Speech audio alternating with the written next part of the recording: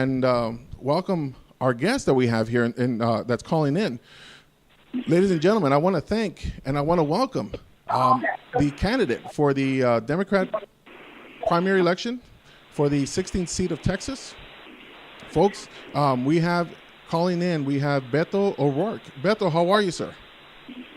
I'm doing good. Thanks for having me on your show today. I really appreciate you being here. I'm very honored that you have us here. And in fact, what we've done is that we've connected our connection here to your website, which is betoforcongress.com, correct?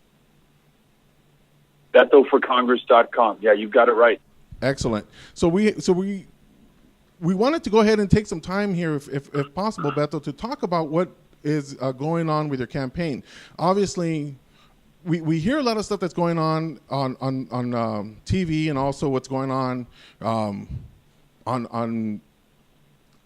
the newspapers, and then we hear a little bit here and there from what's going on the local talk radio programs. But I wanted to get some more information. I wanted to see if we can have some time where we can just chit chat about what's going on and get some ideas about how things are going. That way, other people have an opportunity to hear what you have to say, and this gives them a venue where they are able to, meet the person that is running for such a prestigious position. Great, I'm looking forward to it. Cool. Okay, so what I want to do is ask. There's a lot of stuff that's been going on, obviously, that's been going on with the campaign. I first want to ask you, how have things been going on with your campaign? Things have been great. We started campaigning in mid-September of last year, and over the last, 7.5, 8 months, we have been focused on trying to talk with voters directly, one-on-one, by knocking on the doors of likely voters at forums, debates, community meetings, neighborhood association get-togethers. Tonight we're going to a poetry slam at the Percolator to meet voters there. So we think this election should be decided and will be won by talking with people directly, making sure that they understand why I'm running, what it is I'd like to do for this community and this country, and probably more importantly, a chance for me to listen to people about what their concerns are, answer their questions, and get their ideas on how we improve this community in this country. And you have to remember, the last contested congressional primary in El Paso was in 1996.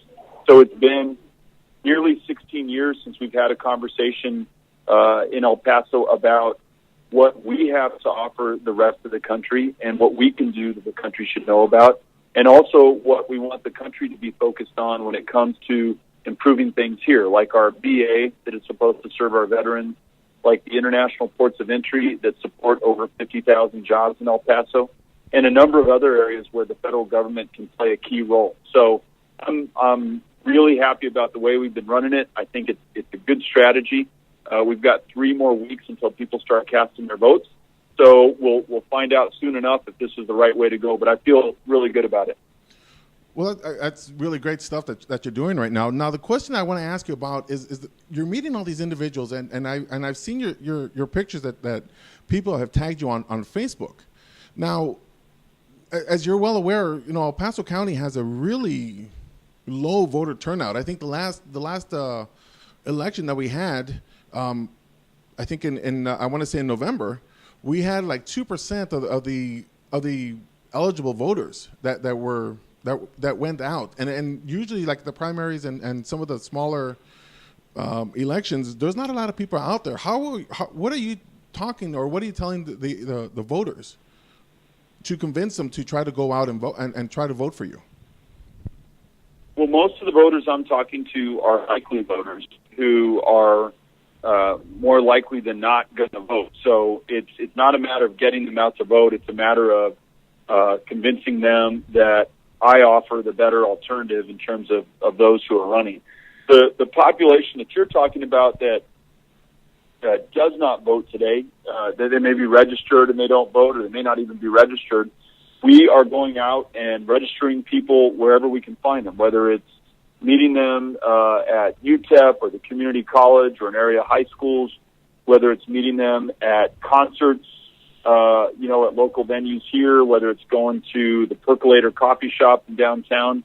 We're also, reaching out to the non-traditional voter and letting them know what's at stake in this election and why, if they get involved, they can decide the future of this community. So, in a nutshell, that's our message to them, and it applies to so many different issues that people care about. It could be immigration, it could be the drug war, it could be Social Security, it could be the federal budget, it could be our wars overseas. So, again, these are all issues that as a community we really haven't talked about in 16 years. So, you make the case, you engage people, you talk to them directly, and then if they still choose not to vote, well, that's a decision as well. But I think we're going to surprise a lot of people by how many people come out to vote starting on May 14th.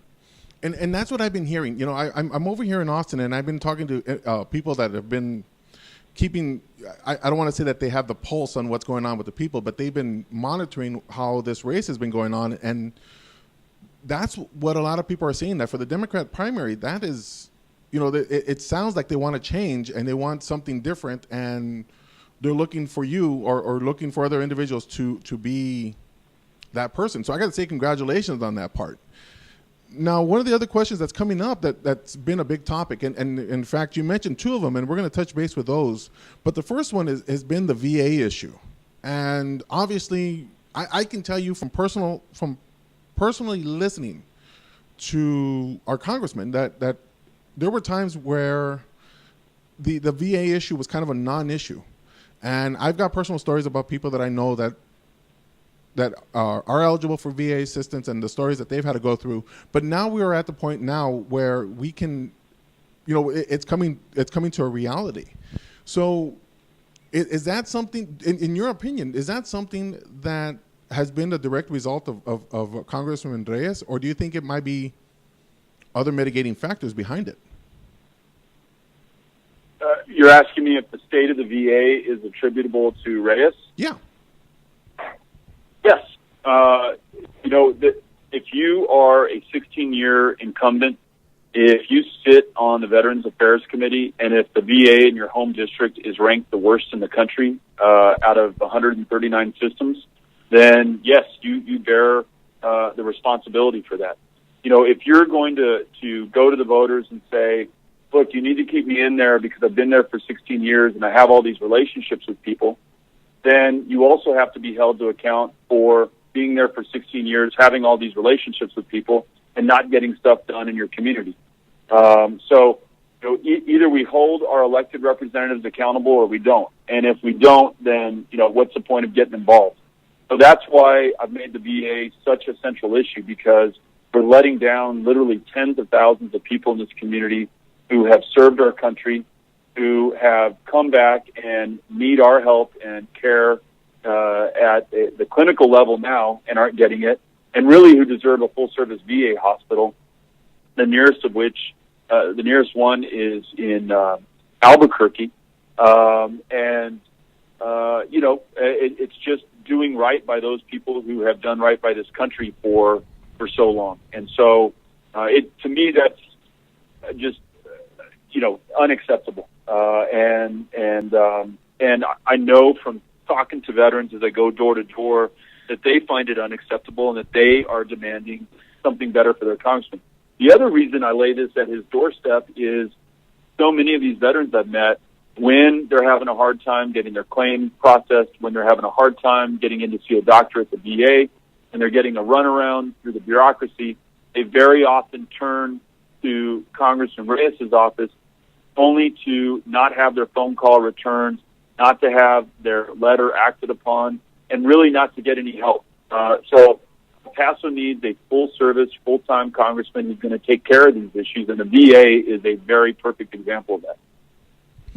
Cool. And I understand perfectly on that part. Now, one of the big hot topics that's been out there is obviously with the border issues. And the big part that one of the items that I saw that was pretty interesting was back on Martin Luther King Day. That was the last time I was actually able to go see a debate. And I got to congratulate you again for the work, for the stuff that you were doing there, because you were just phenomenal when it came to the way you were speaking and the way you were trying to get your message across to the people that were there.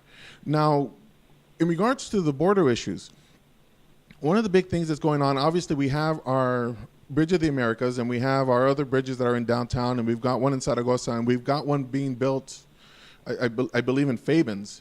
And there's now talk about having another bridge built, which I'm assuming is going to be more commercial than anything else. Would that be correct?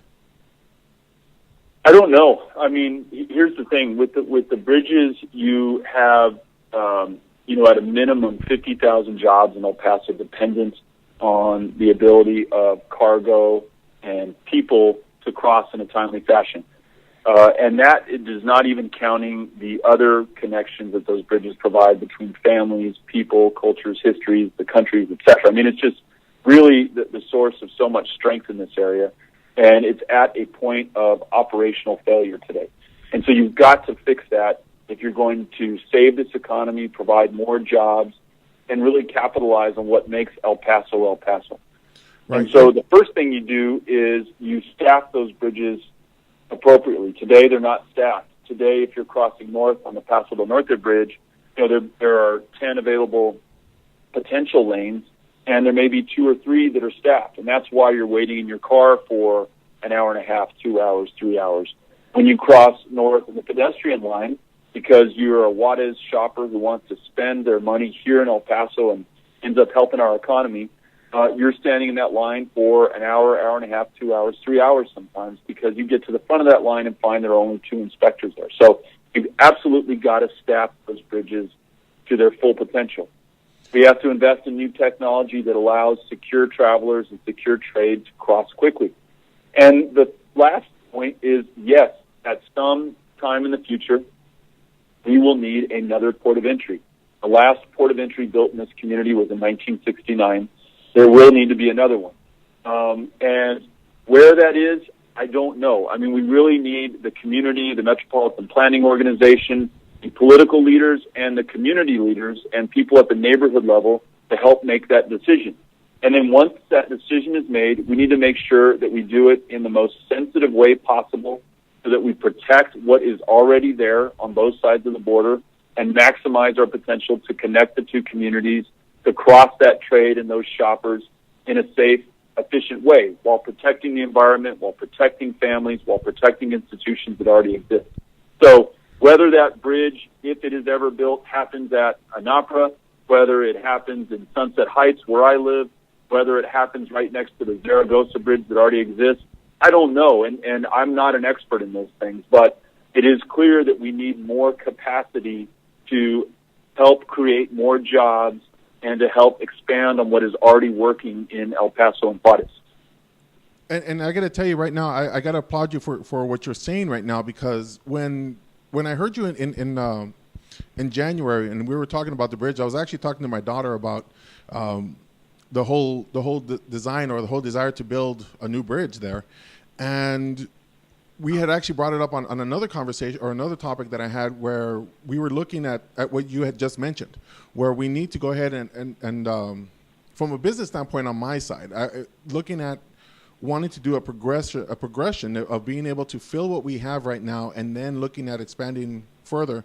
That was actually something that I in all honesty, I haven't heard anybody else talk about doing that part, and I applaud you for looking at it in that aspect, because it's for me, like I said, I work in business or work in operations, and it made a lot of sense. And so, thank you for actually answering some of the questions that I was going to ask you on that end. I'm happy to. There's a couple other things that I want to ask you, because I know we've only got a few more minutes left. Now, I want to turn back a little bit to when you first ran. I believe it was in 2010. Around 2010 when you were going to announce your candidacy the first time, and then you abruptly stopped.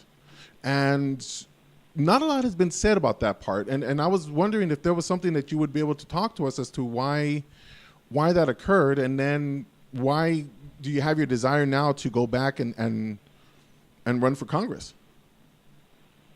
Thanks for the question. When I first considered running back in 2009, 2010, it was really more in reaction to the frustration that I felt and many people felt in this community about the lack of progress on these key issues that we're talking about, whether it's the ports of entry, drug war that at that point had killed thousands of people in our sister city of Ciudad Juarez, the VA, which I was starting to hear more and more about. In 2008, it had just been ranked the worst in the country. So there was that was kind of pushing me towards considering it. And at the same time, I had a year and a half left on my city council term. And, when I ran for re-election in 2007, part of the implicit pledge that I made to the people who were going to vote in that election was that I was going to serve them for the next 4 years in council. And so two things started to weigh on me. One was, look, these frustrations that I and others have, they're very legitimate, but I don't know that they're the full basis for a campaign. And I really need to think about everything that's involved and really make sure that I can do the job necessary for El Paso. Two, I have made this commitment to serve for 4 years, and to break that commitment, I really got to have a good reason to do that. And is this so urgent that I must run at this point? And three was, frankly, some family considerations. My wife and I at that point had 2 children, and we were, considering having another, and it wasn't going to be the greatest in terms of timing in that respect. And so all those were factors that played into a decision to ultimately not run. And what I said to myself at the time was, look, you're not going to run. You're going to finish this council term strong and follow through on those commitments you made to people and push this out of your mind. And I did that. And I did that all the way through until my last day on city council in June of 2011. And after that point, I spent a couple of months talking with friends, people I respected in the community, my family, and made a decision that I was going to run. So that's why I didn't run in 10 ultimately, and that's why I decided this time that it was going to be good for everyone concerned, for the community, for my family, and for the people that I want to serve in Congress. Excellent. So one last question, and then we'll let you go, Beto, if it's okay. Obviously, with events that occurred today in El Paso, where we had some prestigious people coming in to visit, and there was some stuff being said about your super PAC or the super PAC that is supporting you. I don't want to say that it is your super PAC, because the reality of the situation is that this super PAC is a different group that you basically have and correct me if I'm wrong on this part. You have no say in what they do or what they decide to do on anything that they're doing. But how has the super PAC been effective for you at this time? That's a great question that I don't know the answer to. Again, I have no control or coordination or communication with one of the 2 super PACs that's been, alleged to be involved in this race. There is one that is supposed to be supportive of me, and there's another super PAC that just announced it was getting involved that is supposedly supportive of Reyes. I have seen very little evidence that either super PAC is having any effect on this race. And the reason that I feel somewhat confident in saying that is my job in this campaign is to knock on doors, and that's what I do almost each and every day, Monday through Sunday. And so after talking with thousands of people, knocking on over 15,000 doors, I haven't seen any evidence that there's been any involvement from the super PAC. So the honest answer is I don't know. I can't tell you. I do feel that what we're doing, knocking on doors, going to debates, talking with anyone who wants to talk with us about the issues, no matter what, is the course that is going to win this election. I don't know that a super much help one way or the other. People, because this is the first contested congressional race in 16 years, they want to talk directly to the candidates. TV ads aren't going to sway them. Mailers aren't going to push them over the edge. Billboards aren't going to change their vote. What matters is being able to walk up to me and say, "Hey, Beto, immigration is really important to me. Tell me your views on it." Or, "Hey, Beto, immigration is really important, and I want you to hear what I have to think about it." That is where I see connections being made and where I see the election being decided.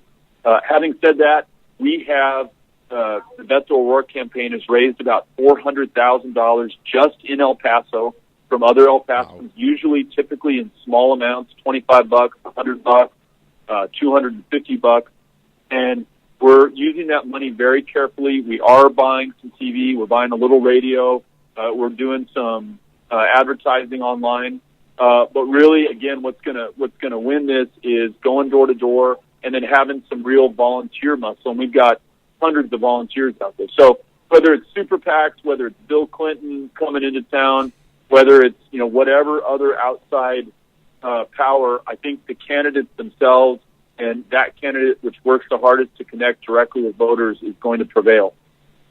And like I said, you've done a really phenomenal job at what you're doing, because this is what's being said right now about your impact of going door to door.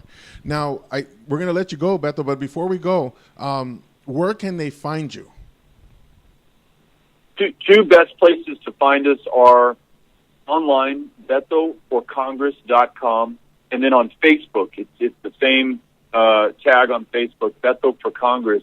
And the great thing about Facebook, as you know, and you're really great about using it and connecting with people, is that when people like our page, they immediately get the information from the campaign. This is where Beto will be meeting Sylvester Reyes in the debate next week. This is where we're having a volunteer rally. Here's a new position paper that Beto's putting out on one of his priorities. And what's great is it's a chance for people to ask me questions and for me to respond to them directly online where other people can see. And so it's an unscripted forum that is every bit as important as all the other social forums that we're a part of, like the neighborhood associations, community meetings, civic associations, debates, TV interviews, etc. So definitely encourage people to get in touch with us there. And we respond to every request, every phone call, and every email. So, and I want to say this before I go. I want to thank you for interviewing me and for taking an interest in this campaign.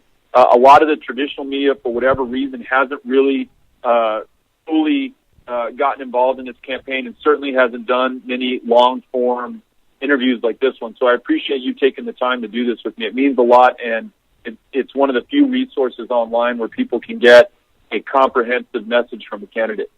And I really appreciate the kind words, Beto. Of course, you know that I'm going to be using this now as a commercial. I'm going to cut this part out of the video and use this as a commercial and just throw it everywhere. So you can.